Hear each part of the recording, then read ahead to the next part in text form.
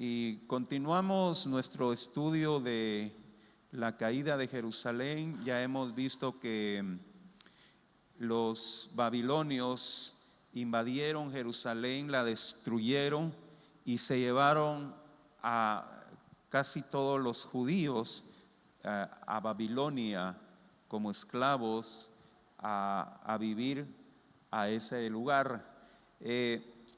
Esto pues vino a desmoralizar, podríamos decir, a todos los judíos que fueron llevados al exilio.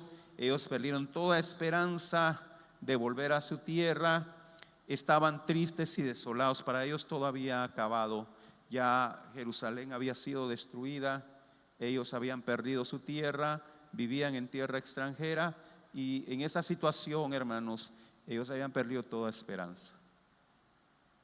Dejamos de ser una nación, ahora somos esclavos, somos extranjeros en otra tierra, y estaban muy tristes.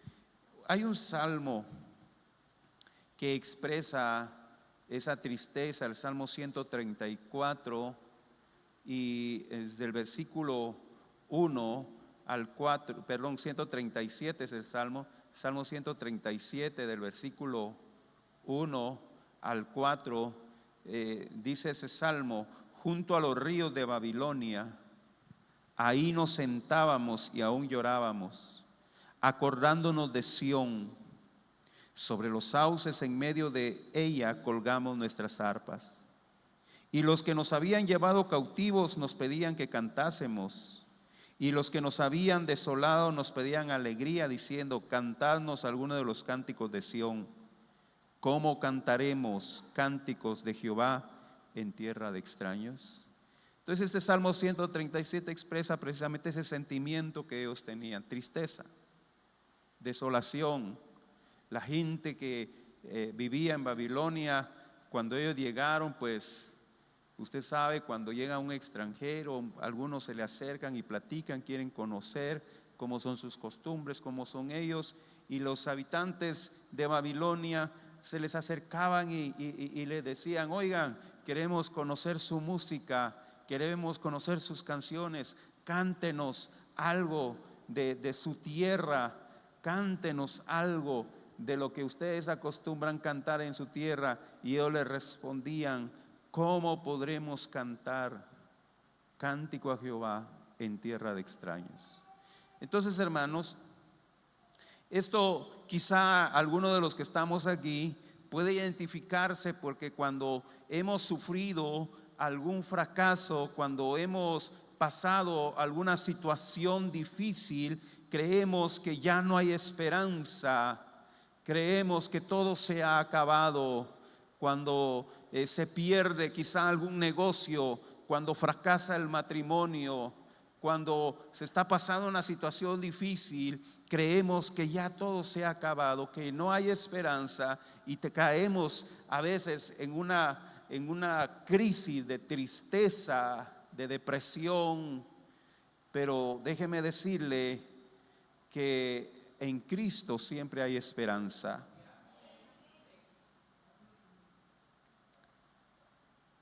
Tanto Ezequiel como Jeremías, y también está el libro de Lamentaciones. El libro de Lamentaciones es el lamento del profeta Jeremías. Jeremías se lamenta por la situación de Judá, por la situación de su pueblo, y es por eso Jeremías escribe ese libro de Lamentaciones. Y mire lo que dice en el capítulo 3, versículo 24 al 26 de Lamentaciones: mi porción es Jehová, dijo mi alma, por tanto en él esperaré. Bueno es Jehová a los que en él esperan, al alma que le busca. Bueno es esperar en silencio la salvación de Jehová. Entonces Jeremías ahí en Lamentaciones dice: mi porción es Jehová, dice mi alma. Y cuando estamos en una situación así difícil, una situación cuando creemos que todo se ha acabado, que no hay esperanza, podemos decir, como dijo Jeremías ahí en Lamentaciones: mi porción es Jehová. y en Él esperará mi alma. En silencio esperaré la salvación de Jehová. Por eso, hermanos, cuando nosotros pasamos una situación difícil, ¿sabe qué es lo más prudente? Lo más prudente es medir nuestras palabras. Yo no sé si usted me está oyendo. Porque cuando alguien está pasando una situación difícil, empieza a quejarse, a quejarse, a quejarse, a quejarse, a quejarse. Y dice la palabra de Dios: vamos a esperar en silencio la salvación de Jehová. El proverbista dice: en las muchas palabras que dice, no falta el pecado. Amén. Entonces, en esa situación de tristeza, de dolor que se encontraban los judíos en el cautiverio, y precisamente Ezequiel estaba con ellos ahí en el cautiverio, el profeta Ezequiel. Dios le muestra una visión al profeta Ezequiel, y esta visión sirve para darles esperanza, una promesa de restauración, una promesa de devolverlos nuevamente a su nación, una promesa de reconstruir nuevamente la ciudad de Jerusalén. Pero ya ahora con una mente y un corazón renovados. Porque cuando ellos salieron de Jerusalén, hermanos, eran unos impíos, sin temor a Dios. Y en esta visión que Dios le muestra a Ezequiel, está diciendo: yo los voy a restaurar y los voy a regresar a su tierra, pero con una mente y un corazón nuevo. Amén.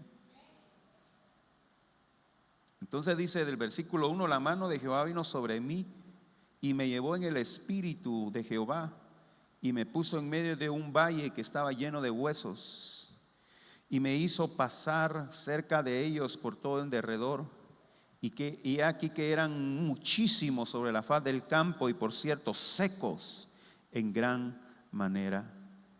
Dios lleva al profeta Ezequiel a un valle. Usted sabe, hermanos, un valle es un terreno así plano donde regularmente se construyen las ciudades. Es un terreno plano, y en ese valle donde Dios lleva a Ezequiel hay huesos humanos dispersados, huesos de personas que murieron hacía mucho tiempo, de tal manera que esos huesos de personas ya estaban secos, ya no había carne, ya no había piel, ya no habían órganos, eran únicamente los huesos secos. Y dice que eran muchísimos huesos, y Ezequiel estaba en medio de ese campo lleno de huesos secos. Es muy posible que esos huesos eran de los judíos que murieron en el ataque babilonio. Es posible que hayan sido. Usted sabe, los babilonios llegaron, invadieron y empezaron a matar mucha gente, y esos cuerpos los dejaron tendidos ahí en el campo y ahí murieron. Esta es una imagen desoladora, hermanos. Ahí ya no hay esperanza, ya ni siquiera hay carne, ya son puros huesos. No hay consuelo, todo terminado. No hay posibilidad de revertir ya eso, ya están muertos los puros huesos. Y es también una escena triste, hermanos, porque todos queremos sepultar a nuestros muertos.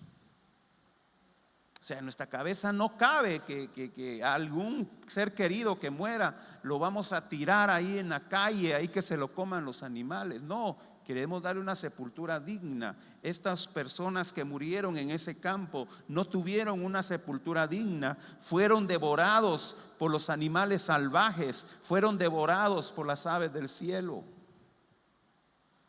Eso es terrible. Pero sabe una cosa, ya Dios le había advertido a su pueblo que si no eran fieles, eso les iba a pasar. Aproximadamente 800 años antes, Dios le había advertido por medio de Moisés a su pueblo que si no eran fieles, eso les iba a pasar. Deuteronomio 28. Versículos 25 y 26. Jehová te entregará derrotado delante de tus enemigos. Por un camino saldrás contra ellos, y por 7 caminos huirás delante de ellos, y serás vejado por todos los reinos de la tierra. Y tus cadáveres servirán de comida a toda ave en el cielo y fiera de toda la tierra, y no habrá quien las espante. Eso Dios lo había dicho unos 800 años antes. Y ahora le presenta a Dios en visión a Ezequiel esos cadáveres. Gente muerta, tan muerta que ya no había carne, ya se habían comido los animales, toda la carne, y estaban solo los huesos secos. Esa es la cruda realidad de la rebeldía, hermanos. Esa es la cruda realidad de alejarse de Dios. Esa es la imagen: desolación, muerte. Y no las mentiras que los falsos profetas le daban al pueblo.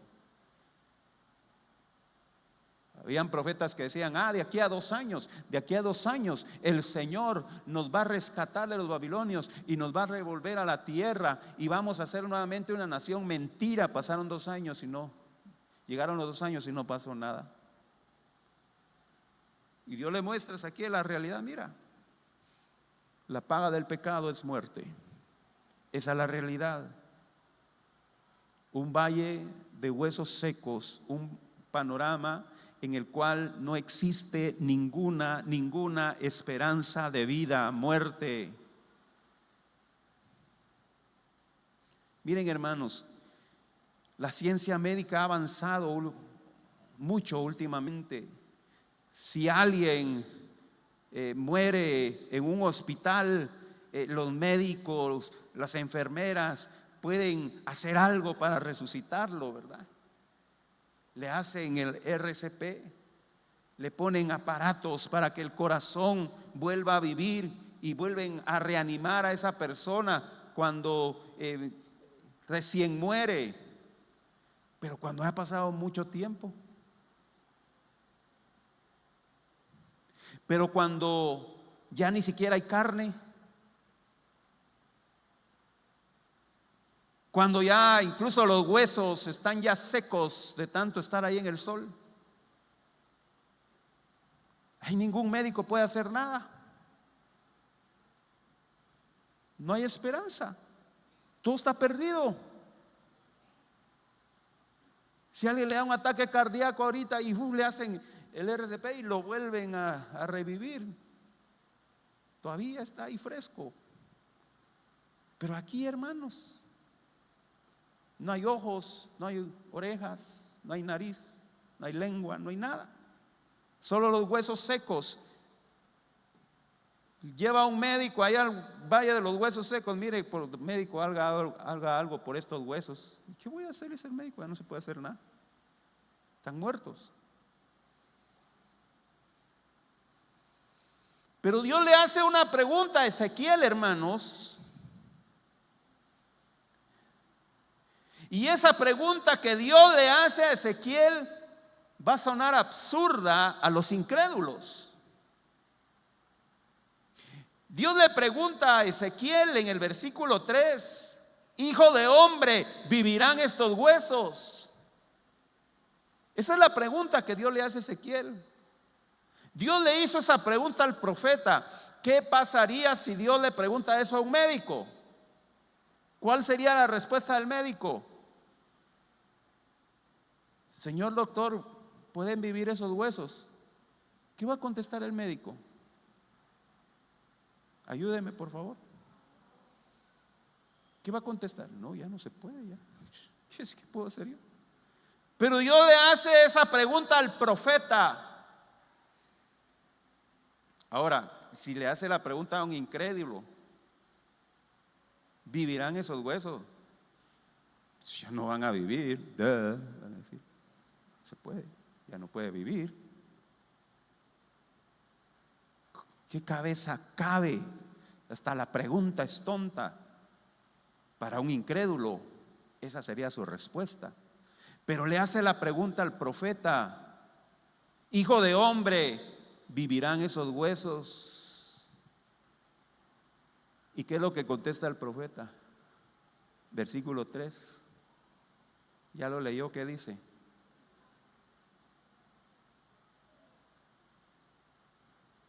Hijo de hombre, ¿vivirán esos huesos?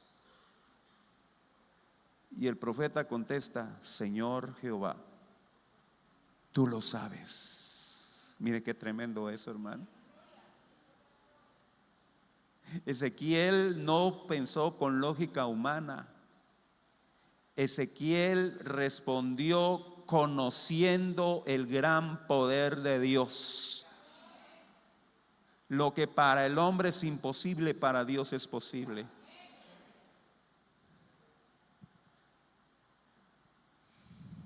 ¿Se da cuenta, hermanos, en la dimensión espiritual que estaba este profeta? ¿Se da cuenta la necesidad y la importancia es que nosotros vivamos en lo sobrenatural? Porque si esa pregunta nos la hacen a nosotros, ¿qué vamos a responder?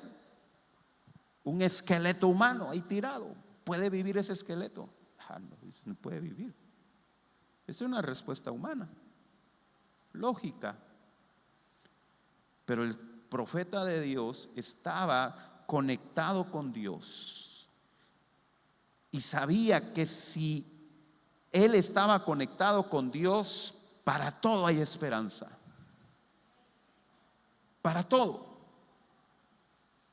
Cuando nosotros ponemos nuestra esperanza, cuando nosotros ponemos nuestra mirada en las cosas de este mundo, nosotros no vamos a poder ver milagros sobrenaturales. No los vamos a creer. Cuando nuestra mirada está en las cosas de este mundo, cuando nuestra esperanza está en el dinero, cuando nuestra esperanza está en las cosas de este mundo, nunca vamos a ver cosas sobrenaturales.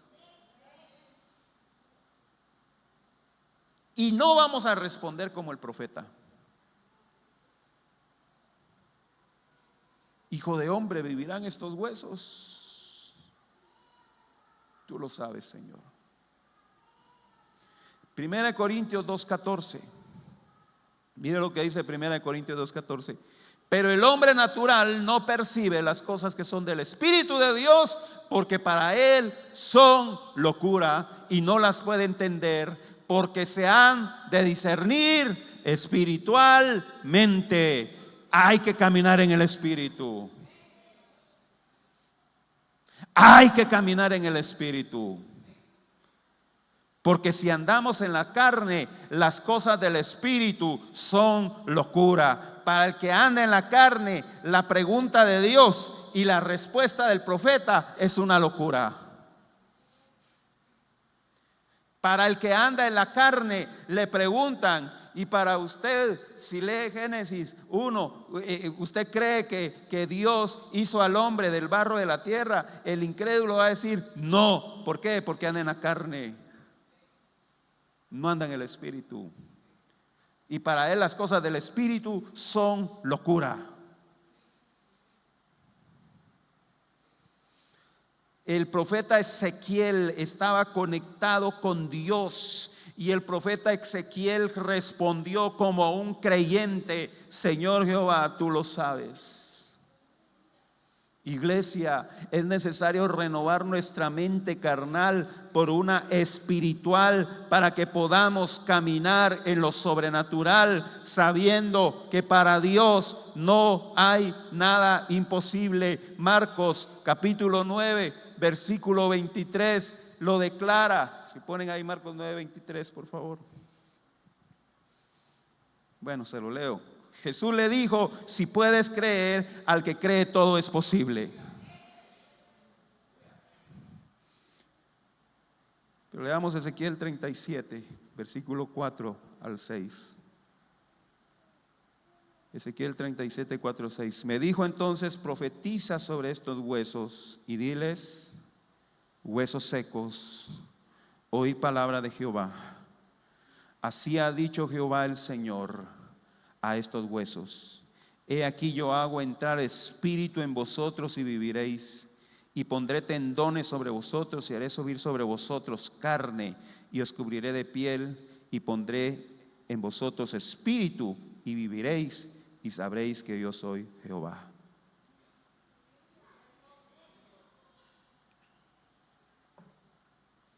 Dios le ordena al profeta Ezequiel profetizar sobre esos huesos. Mire, hermano, qué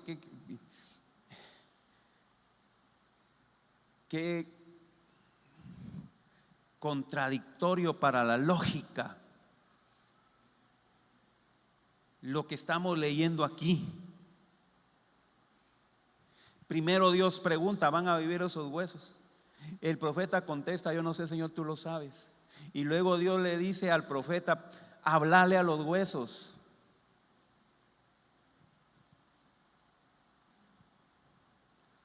¿Qué pensaríamos, hermanos, si alguien le está hablando a un esqueleto?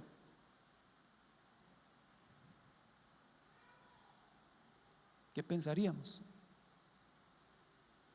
Pues sí, don Pancho, cómo está de flaco. Mire cómo se ha adelgazado. ¿Qué pensamos de una persona que le hable a los huesos? Pero Dios le dice al profeta: háblale, profetiza a esos huesos. Hermanos, racionalmente no tiene sentido que le hablara a los huesos, porque ya no tenían oídos. Ya los oídos habían desaparecido mucho tiempo atrás. Ya no tenía sentido hablarle, pero Dios le está diciendo a los huesos: háblales. Yo sé que el Señor le está hablando a alguien hoy. Háblales. Ya no hay esperanza. Háblales.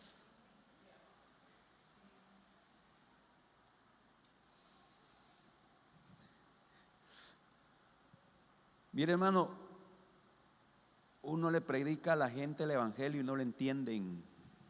Les está hablando.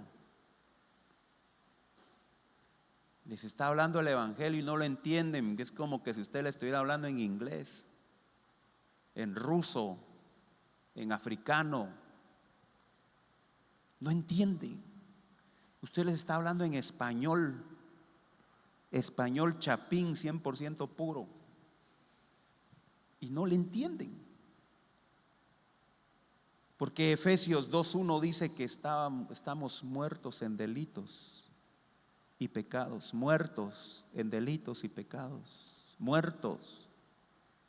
Y es por eso que no pueden escuchar el mensaje del evangelio a menos que el Espíritu Santo haga la obra. Pero el Señor nos dice: háblales. Amén. Señor, pero yo le hablo y no entiende. Háblales. Señor, por tanto que han oído el evangelio y no entienden. Háblales, predícales, profetízales. Ya no hay esperanza. Háblales. Fíjense, hermanos, que hay un pastor que él fue alcohólico antes de entregarle su vida a Cristo, y llegó a lo más bajo del alcoholismo: vivir en las calles, dormir en las banquetas. Y una vez estando él en esa situación, en esa condición triste, él tenía necesidad de ayuda y se acercó a una de esas iglesias populares, ustedes saben cuáles, y se acercó y quiso entrar, y salió el líder de la iglesia y le dijo: para vos no hay esperanza, para vos ya no hay salvación, andate de aquí, aquí no sos bienvenido, para vos no hay remedio, lárgate de aquí. Y lo echó. Y él se fue muy triste, muy dolido. Pero llegó alguien que le fue a hablar de Cristo. Llegó alguien que le fue a testificar de Cristo y lo llevó a una casa donde se hacía una reunión familiar. Ahí le entregó su vida a Cristo. Ahí cambió su vida y ahora es un predicador del evangelio.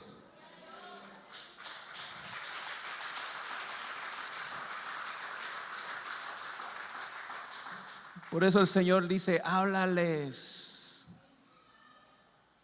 a esos huesos secos. Pero mire, hermanos, el objetivo, escúcheme bien eso, por favor. ¿Me está oyendo? Hágase así, mire. El objetivo no es que seamos escuchados, sino que el objetivo es que declaremos la palabra de Dios. ¿Me está oyendo? El objetivo no es que nos escuchen, sino que el objetivo es que declaremos con nuestra boca la palabra de Dios. Primera de Pedro 4:11 dice: si alguno habla, hable conforme a la palabra de Dios.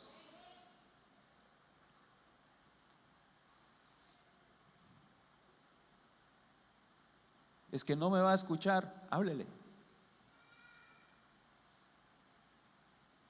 Ezequiel, Dios le manda a hablarle a huesos secos. No tiene sentido, no tiene lógica, pero Dios le dice: háblale a esos huesos secos. Porque, hermanos, la palabra de Dios tiene poder para realizar milagros sobrenaturales. Hebreos capítulo 11, versículo número 3. Por la fe entendemos haber sido constituido el universo. Porque dice: por la palabra de Dios, de modo que lo que se ve fue hecho de lo que no se veía. Por la palabra de Dios fue creado el universo. Cuando Dios habló para que se creara el universo, no existía el oído. No había nadie quien escuchara. Dios habló y de la nada existió el universo. Así de poderosa es la palabra de Dios.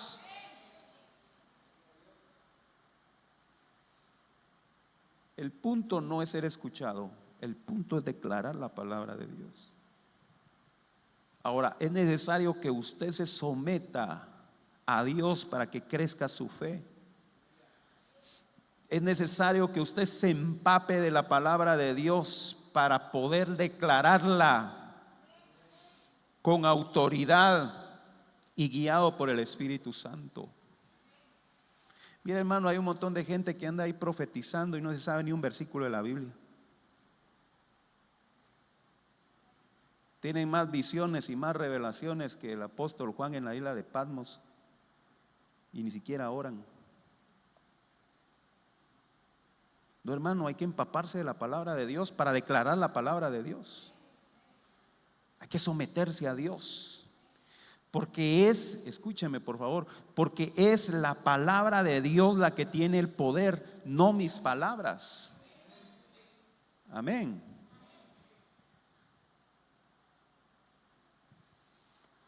Sigue diciendo el versículo 7 al 10, Ezequiel 37, versículo 7 al 10. Profeticé pues como me fue mandado, y hubo un ruido mientras yo profetizaba, y he aquí un temblor, y los huesos se juntaron, cada hueso con su hueso, y miré, y he aquí tendones sobre ellos, y la carne subió, y la piel cubrió por encima de ellos, pero no había en ellos espíritu. Y me dijo: profetiza al espíritu, profetiza, hijo de hombre, y di al espíritu: así ha dicho Jehová el Señor, espíritu ven de los cuatro vientos y sopla sobre estos muertos y vivirán. Y profeticé como me había mandado, y entró espíritu en ellos, y vinieron y estuvieron sobre sus pies un ejército grande en extremo. Y esto es importante porque Dios manda a Ezequiel a hacer algo que no tiene sentido a la lógica humana, pero Ezequiel obedeció. Ezequiel, ve a hablarle a los huesos. Y Ezequiel dijo: sí, Señor.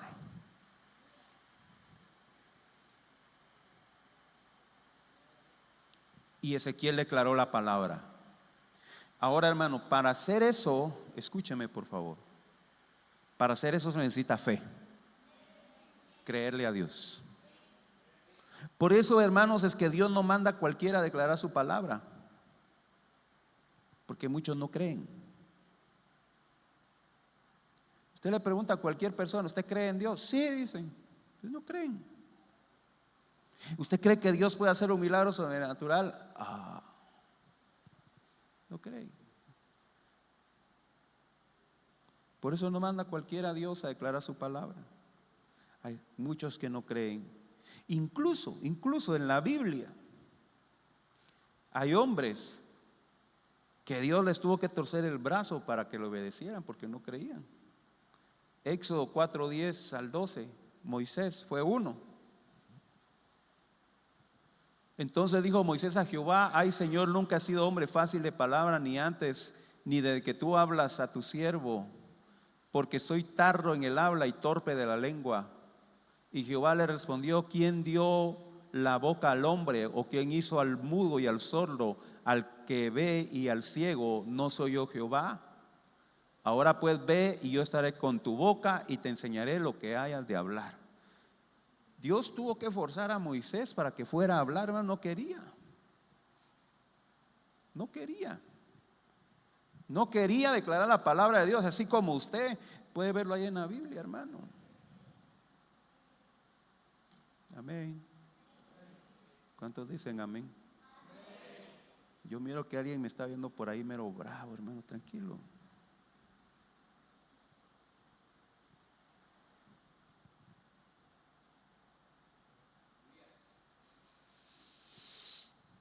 Mire, hermano, ser un creyente es obedecer a Dios. Yo no sé si usted me está oyendo. Ser un creyente es obedecer a Dios, aunque sus órdenes parezcan ilógicas, aunque sus órdenes parezcan sin sentido, aunque parezcan incómodas, hay que obedecer a Dios. Sí, porque muchos quieren vivir el evangelio a su manera, a su gusto, a su conveniencia, a su comodidad, donde yo me sienta cómodo, donde yo me sienta bien, donde a mí me guste. Si algo no me gusta, entonces mejor me voy. Esos no son cristianos. Son cristinos, no sé, pero no son cristianos. El verdadero cristiano obedece a Dios, aunque Dios le mande a hacer cosas que para él no tienen sentido. Amén. Y Ezequiel es un hombre que es un modelo de fe y sumisión. Y cuando Dios le dice: Ezequiel, anda a profetizarle a esos huesos secos, Ezequiel no cuestionó la orden de Dios. No le dijo: Dios, pero mira, ya están muertos, no me van a oír. No, Ezequiel dijo: sí, Señor, como usted mande. Y fue Ezequiel y declaró la palabra. Y cuando Ezequiel estaba declarando la palabra, hermanos, vino un temblor. Porque cuando los animales salvajes y las aves empezaron a devorar la carne de esos muertos, entre ellos los animales empezaron a pelearse. Entonces vino un lobo y se llevó un brazo para allá. Y vino el otro lobo, se llevó la pierna de ese hombre para otro lado, y quedaron los huesos separados unos de otros. Y ese temblor, hermano, vino a traer orden, vino a unir todos los huesos. Ese fue el primer paso. La cabeza se juntó con el tronco, los brazos se juntaron, las piernas se juntaron, los pies, los dedos de las manos, de los pies, todos los huesos empezaron a juntarse en su cuerpo. Y dice la palabra del Señor que empezó a revertirse el proceso de descomposición. Empezaron a salirle los tendones a esos huesos, empezaron a salir la carne, empezaron las venas, los órganos internos, el corazón, los pulmones, los ojos, la lengua empezó a salir, y luego se cubrió todo de piel por la palabra del profeta. Y ahí estaban los cadáveres. Ahí estaban los cadáveres. Un milagro sobrenatural. Algo imposible para el hombre. Algo ilógico para el hombre. El carnal no entiende eso, no lo cree, porque se ha de discernir espiritualmente.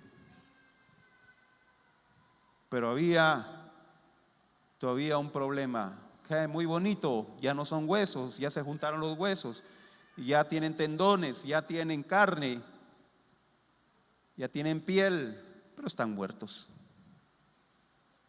Da igual. Entonces en el versículo 9 Dios le dice: profetiza y dile a los cuatro vientos que soplen vida sobre esos muertos y vivirán. Y Ezequiel nuevamente abre su boca. Espíritu de los cuatro vientos, ven y sopla sobre esos muertos. Y cuando Ezequiel habló, vino vida sobre esos muertos y se levantaron un ejército en gran manera.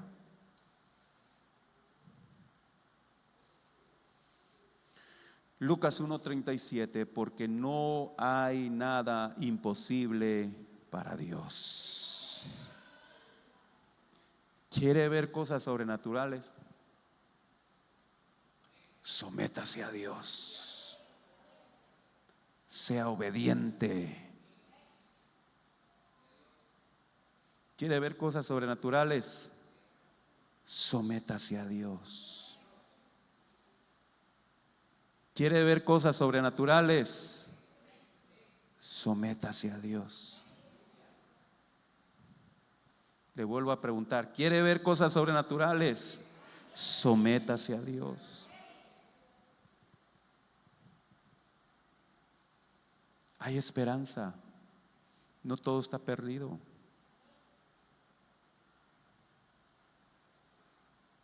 Para lo que ya no hay esperanza es para la perdición eterna. Pero si estamos en Cristo hay esperanza, hermanos.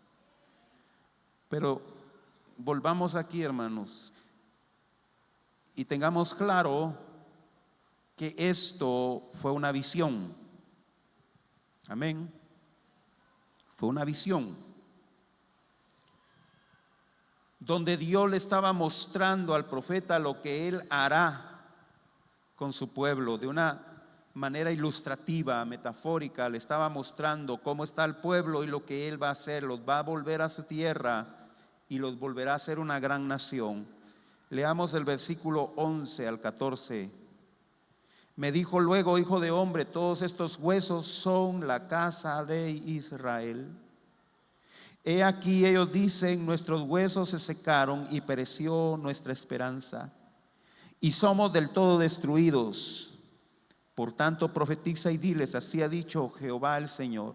He aquí yo abro vuestro sepulcro, pueblo mío, y os haré subir de vuestras sepulturas, y os traeré a la tierra de Israel, y sabréis que yo soy Jehová, cuando abra vuestros sepulcros y os saque de vuestras sepulturas, pueblo mío, y pondré mi espíritu en vosotros y viviréis, y os haré reposar sobre vuestra tierra, y sabréis que yo Jehová hablé, yo hice, dice Jehová.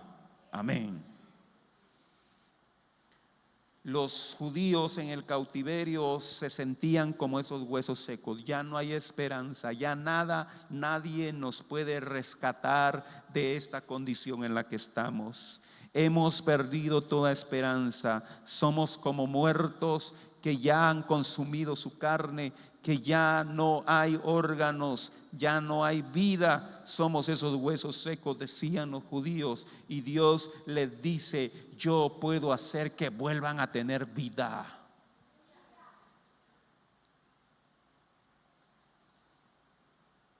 El pueblo, la ciudad había sido destruida, ya no tenían ciudad. Fueron llevados cautivos a tierra extraña, a un idioma diferente, a una cultura diferente.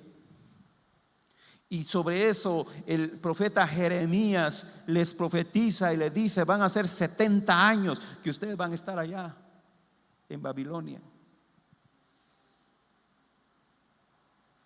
Ya no hay esperanza. Pero Dios les dice: sí hay esperanza, sí hay esperanza. Los voy a sacar de ahí y los voy a llevar nuevamente a su tierra después de 70 años y volverán a ser una gran nación. Y cuando el profeta declaró esta palabra a los judíos en el cautiverio, eso vino a ser como un vaso de agua fría para el sediento. Volvió a nacer la esperanza en ellos, y eso les dio la fuerza para seguirles siendo, o para empezar a serles fiel a Dios y no contaminarse con las costumbres paganas de los babilonios. Porque miren, hermanos, 70 años en el cautiverio, ya no hay esperanza de que vuelvan a su nación y vuelvan a ser la nación que eran antes. Mire usted, su primo que se fue a Estados Unidos hace 10 años no quiere volver a Guatemala. Ya sus hijos ya no se sienten guatemaltecos. Yo creo que son 10 años, ¿verdad? Ahora 70 años. Pero Dios dice: sí, van a volver, los hijos de ustedes van a volver.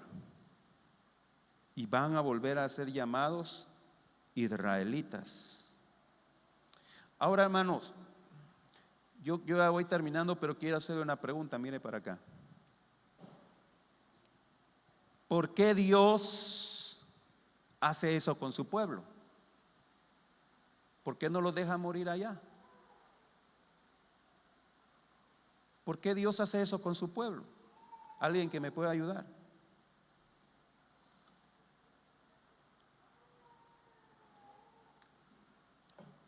Porque eran muy buenos, o como decía Hitler, una raza perfecta. ¿Por qué? Porque eran los mejores de la tierra.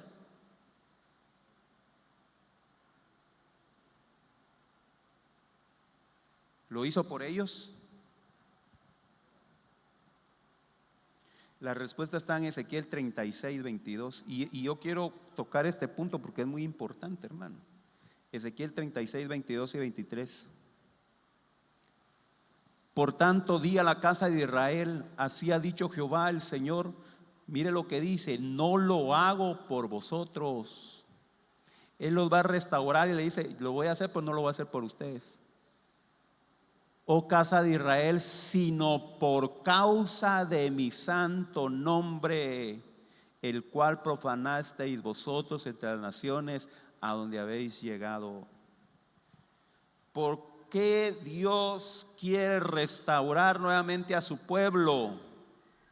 No fue por causa de ellos, sino para santificar su nombre que fue profanado. Amén. Eso es muy importante. Por causa de mi santo nombre, dice Dios. Amén.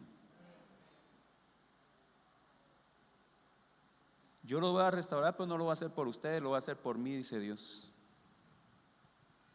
No porque fueran mejores, no porque fueran especiales, sino para honrar su santo nombre. Por eso, hermano, mire, no se crea usted tanto, hombre.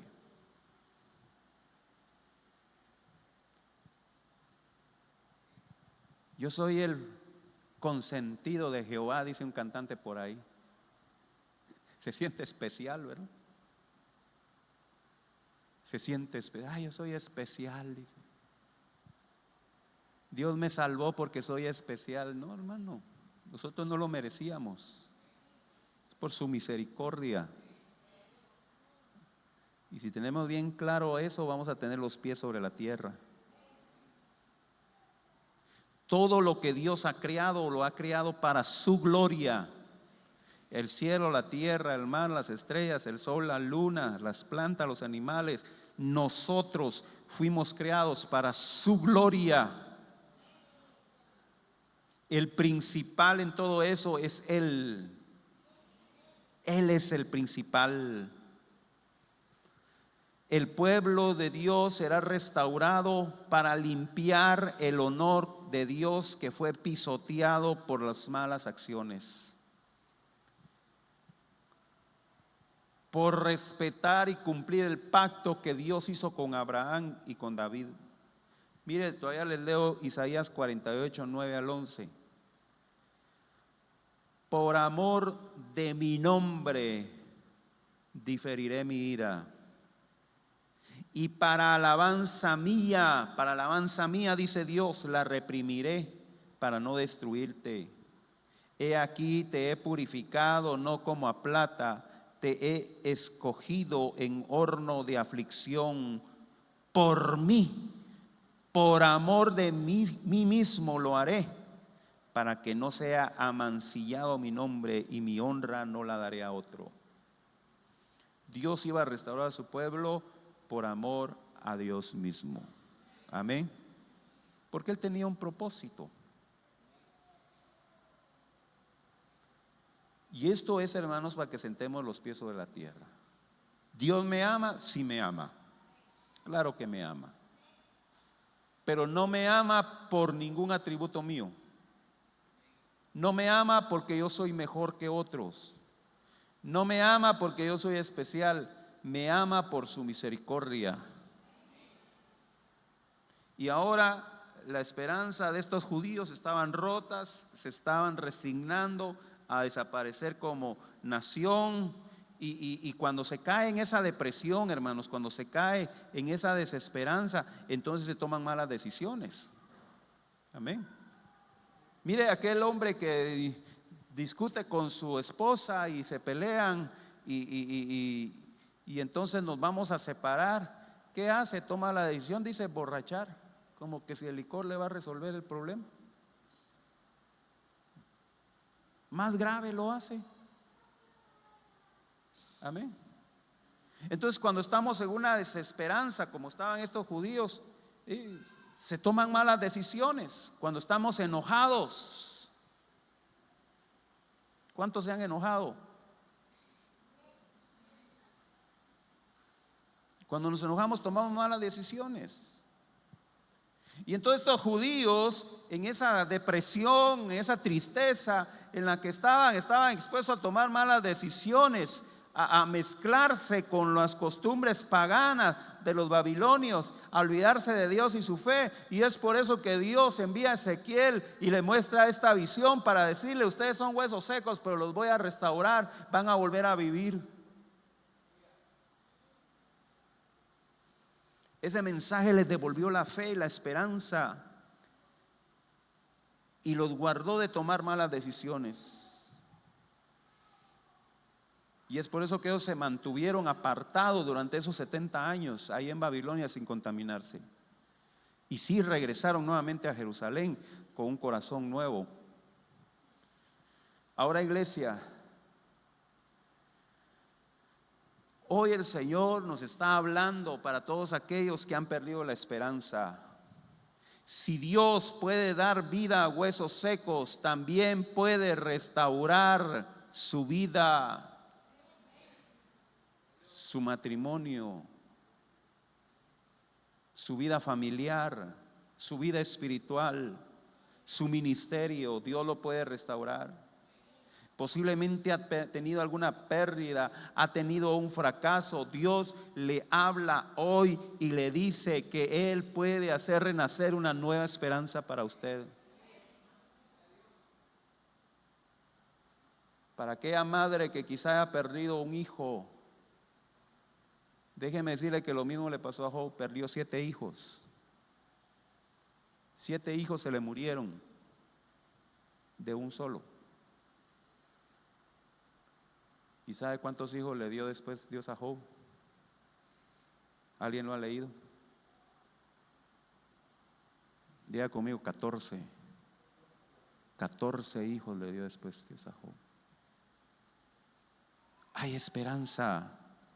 En Él hay esperanza. En Dios hay esperanza. Él puede hacer nuevas todas las cosas. 2 Corintios 5, 17. De modo que si alguno está en Cristo, nueva criatura es. Las cosas viejas pasaron, he aquí todas son hechas nuevas. Amén. Sonría, hay esperanza.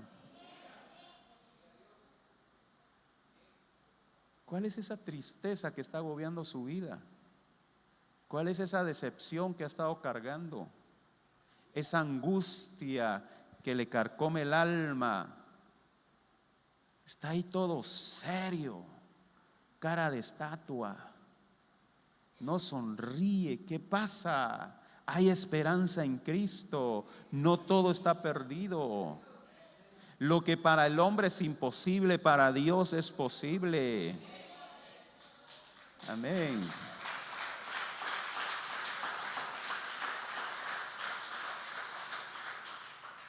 ¿Quiere ver cosas sobrenaturales? Sométase a Dios. Es que quieren ver un milagro acostados en hamaca viendo el teléfono. No, hombre, sométase a Dios. Están ahí rascándose. Ay, pastor, ore por mí, por esta situación que estoy pasando. En la hamaca y con este gran calor que está haciendo ahora, viendo el YouTube. Venga a ayunar, hombre. El sábado tenemos oración a las 5 de la mañana. Jeremías 33:3. Clama a mí y yo te responderé. Yo sé que usted tiene teléfono, ¿va que sí? Ponga la alarma pues, hombre, y levántese. No, yo rascándome la oreja estoy. Ánimo, iglesia, hay esperanza en Cristo. No esté triste. Dígale a la persona que está a la par, hermano, ánimo, no esté triste, hay esperanza en Cristo. Dígaselo, vamos, anímelo. Está esperando que lo haga, él necesita que lo haga. Hay esperanza en Cristo. Créale a Él. Para Él no hay nada imposible. Amén. Vamos a estar de pie, iglesia.